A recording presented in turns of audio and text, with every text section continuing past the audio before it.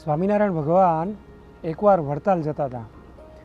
રસ્તામાં ભાલ વિસ્તાર આવ્યો અને તરસ બહુ લાગી. એટલે મહારાજે સુરા ખાચરને કીધું કે સુરા, આ તરસ બહુ લાગી છે અને મારું ગળું હુકાય છે, કંઈક પાણી મળે તો સારું. એટલે સુરા ખાચરે કીધું કે ભગવાન, તમે થોડી વાર અહીં બેસો, હું તપાસ કરું.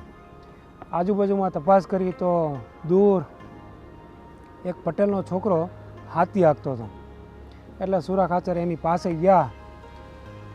હવે મોટું શરીર, મોટી મૂછો, કેડે તલવાર, એ બધું જોઈને ઓલો છોકરો તો બી ગયો અને તરત જ બળદની ઓથે હંતાઈ ગયો.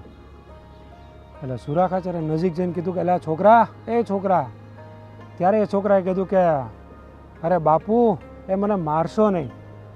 ત્યારે સુરા ખાચરે કીધું કે તને મારવો નથી, પણ મારી વાત સાંભળ, અમારે પાણી જોઈએ છે, પાણી આપીશ?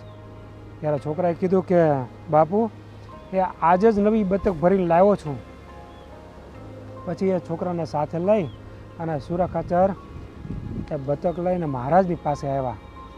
અને રસ્તામાં એ છોકરાને શીખવાડ્યું કે છોરા, એ તારું આ બતકનું પાણી પીશે એટલે ભગવાન બહુ રાજી થશે. અને સ્વામિનારાયણ છે ને એ ભગવાન છે, તું જે કાંઈ માગીશ ને એ આપશે. એમ? મને શું આપશે? તું જે માગ તે આપશે.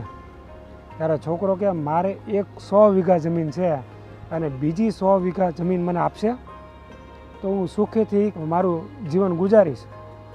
ત્યારે સુરા ખાચરે કીધું, અરે એ તો આન્યાન પડી રહેવાની છે, તારા જીવનો મોક્ષ થાય એવું માગજે.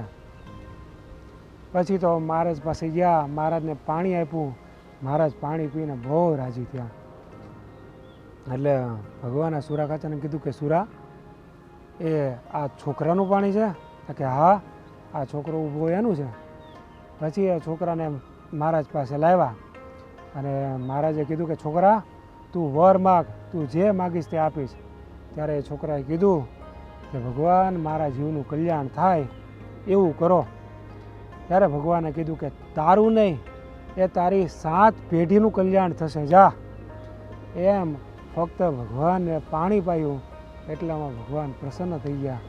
ભગવાનની દયાળુતા જુઓ, 7 પેઢીનું કલ્યાણ એ ભગવાને ફક્ત પાણીમાં કર્યું. જય સ્વામિનારાયણ.